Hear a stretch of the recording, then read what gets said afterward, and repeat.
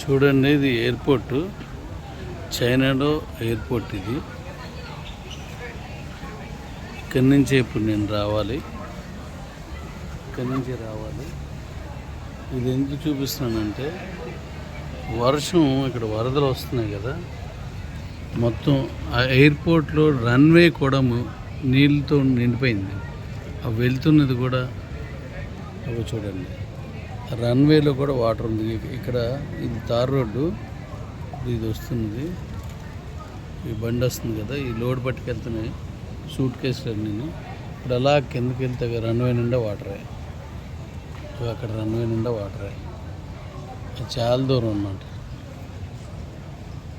బహుశా ఇది 1-2 రోజుల్లో నేను ఎయిర్పోర్ట్లో నేను దిగవేమో, అలాగున్నది. చాలా డేంజరస్గా ఉంది.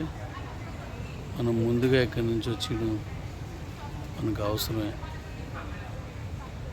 ఎయిర్పోర్ట్ మొత్తం అది కూడా నీళ్ళతో నిండిపోయింది.